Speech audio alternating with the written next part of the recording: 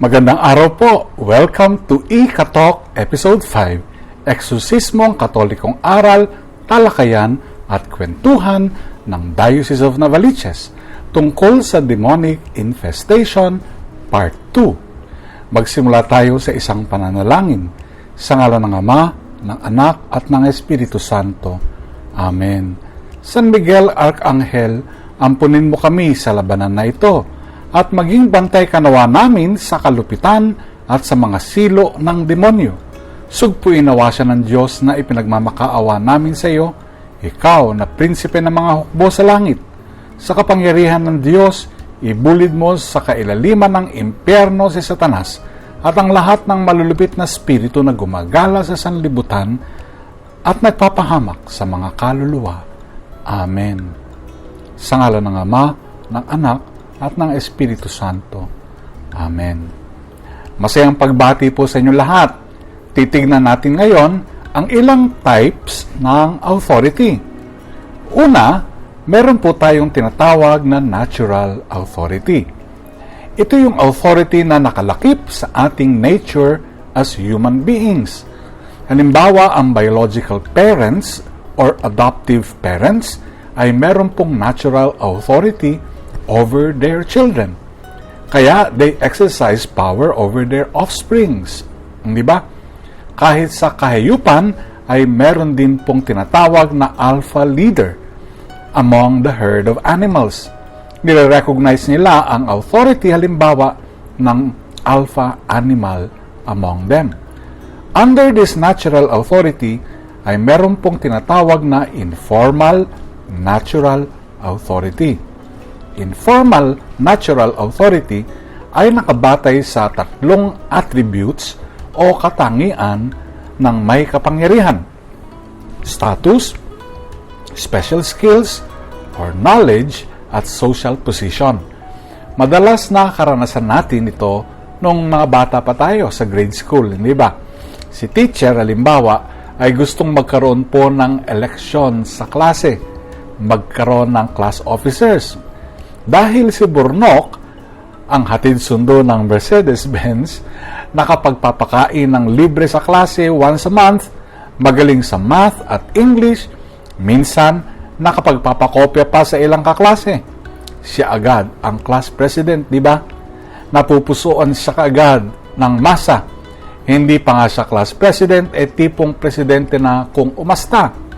At madali lang pumili ng muse, di ba? Siyempre, at under this natural authority, ay meron din pong tinatawag na formal natural authority. Ano ba ang formal natural authority? For example, an inventor, creator, or maker of objects exercises formal natural authority over his or her own invention, creation, or production. Authority flows simply from the nature of the maker product or the creator-creation relationship. So dahil ako ang gumawa ng silyang ito, meron akong formal natural authority sa silyang ito. Kahit bilhin mo pa yan para ibenta sa iba. Ganon din naman ang painting halimbawa. Kahit na nasa museum pa yan, meron pa ring formal natural authority ang pintor over his obra maestra. Kahit namatay na siya. Kasi hindi naman talaga namamatay ang tao, hindi ba? Ang kanyang kaluluwa lives forever. So tingnan natin ang principle number 2. Sabi natin, demons may be given legal spiritual rights by any person over places and things, over which the granting person has legal, spiritual, and moral authority. Yung lumilok ng agimat mo, kapatid, o anting-anting mo na suot mo ngayon, ay meron pong formal natural authority sa kanyang ginawa. Binulungan kaya niya yan, nilawayan pa at hinipan at pinasahan ng Espiritu. Hindi natin alam. At ang natitiyak lang natin, hindi Holy Spirit ang hininga niya dyan. Dahil superstition ang ugat ng paglikha ng anting-anting na yan na suot mo. At kahit nabili mo na yan, hindi nawawala ang formal, natural authority na ina-exercise ng creator ng anting-anting mo by granting spiritual rights, probably to preternatural spirits, to mediate through these amulets or anting-anting. So, pangontra ba yan kamo? Sino ang kumukontra sa demonyo? Sino ang kumukontra sa demonyo through your charms and amulets? Siyempre, yung pong mas malalakas na demonyo lang. Kaya, sinasabi ng ilang may agimat na nagagasta ang kapangyarihan ng agimat dahil sa sobrang gamit. Alam niyo po, ang ibig sabihin nun, humantong na sa napakalakas na demonyo ang namamagitan sa tulong ng anting-anting. Kaya wala nang makapagpalayas sa kanya. Dumako tayo ngayon sa principle number 3. Kaugnay din ito sa principle number 2. At ito po ang sinasabi ng number 3 principle. Everything is created twice. The first creation is in the mind and intentionality of the Maker. Nakabatay po yan sa Catechism of the Catholic Church, Article 387. The second creation is the physical manifestation of the first creation, Article 294 ng ating Catechism. Bago pa lumitaw ang bagwa, halimbawa, yung gumawa niyan ay may kamalayan na sa prinsipyo ng feng shui, sa geomancy. Ang layunin niya ay ang layunin ng divinatory at superstitious practice ng geomancy. Yung lumilok ng imahe ng Santa Muerte, halimbawa, ay walang ibang sadya kundi bigyan ng pisikal na anyo ang diyosa ng kasamaan. Meron ang lumapit sa akin para benditahan ang kanyang mga anting-anting. Ito raw kasi ang payo na nagbenta sa kanya. Alam mo po, hanggat may paniniwala tayo sa mga superstitious beliefs at mga objects that communicate with these superstitions, walang magagawa ang priestly blessings sa mga occult paraphernalia natin. Kasi ang bisa lamang ng sacramental blessings ay nasa pananampalataya at estado ng grasya ng nagbibigay nito at ng tumatanggap po nito. Obviously, wala pong business si Catholic priest para i-bless ang rebulto ni Lucifer, hindi ba? Ganon din ang mga likha mula sa kamalayang okulto o kademonyohan. Hindi po dapat pinapabless. Tingnan natin ang principle number 4. The formal natural authority of creators invoking preternatural authority over their creations always dominate over simple natural authority of ownership. Ito ang paliwanag natin dito. Yung formal acquisition mo dahil nabili mo na ang bahay na yan o yung second-hand costume ni Dracula na pang-Halloween costume mo o yung misteryosong painting na yan na nakasabit sa bedroom mo only gives you informal natural authority over them. So, pag nabili mo na yan, informal owner ka lang. Informal, natural authority lamang ang pwede mong i-exercise dyan. Kumbaga, para kang second parent sa bahay na yan o para kang adoptive parent sa painting na yan. Hindi ikaw ang natural owner ng mga yan. Informal lang ang natural authority mo. Dahil siguro sa yaman mo, sa skills mo, social positions mo, bilang may pera, kaya ikaw ang naging buyer. Alam mo, in reality, yung preternatural authority invoked by their makers, by the builders, or the creators, dominates the ownership. Kita nyo? Kaya kahit sino ang tumira sa isang so-called haunted house pa rin yun. Even for centuries. Kasi ang preternatural spirits ay mas makapangyarihan kaysa sa natural spirits ng tao. Angels and demons are preternatural beings.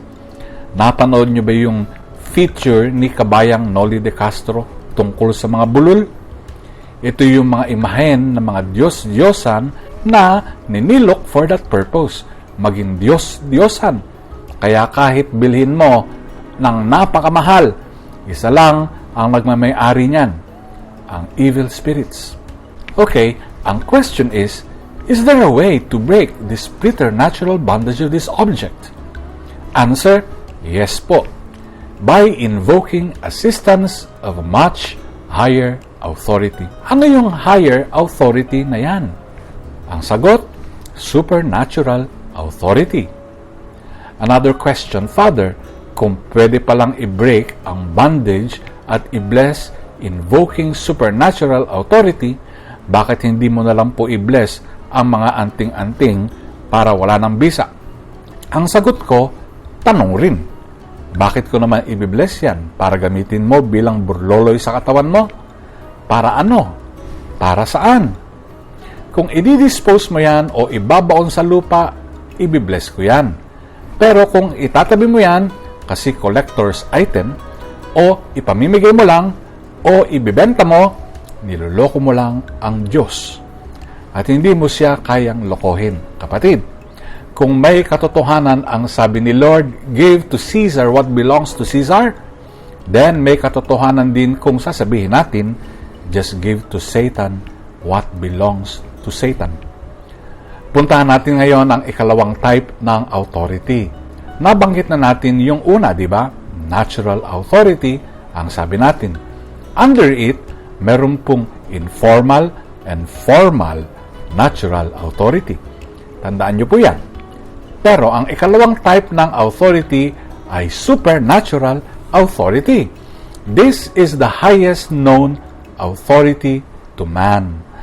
As God's exercise of power over all His creatures, all other types of authorities are subject to supernatural authority. This invisible power is made, of course, visible through Jesus Christ. And this leads us to principle number 5, namely, the only genuine authority there is supernatural authority, centered in and mediated through Jesus Christ, through Him to the Trinity. Ang ibig sabihin po nito, ang supernatural authority rules over our natural authority. That is, sa ating mga familial relationships. And of course, they rule over all preternatural authority. That is, over all angels and demons. Alam nyo, madaling maintindihan yung una. Obvious naman kasi yun. Yung ikalawa, medyo kailangan bigyan natin ng diin. Baka kasi akala natin, ang supernatural warfare is between Satan and God. Hindi po. No, no, no. Hindi ito labanan sa pagitan ng Diyos at ng demonyo. Hindi sila match. Bakit? Creature lang si Satan.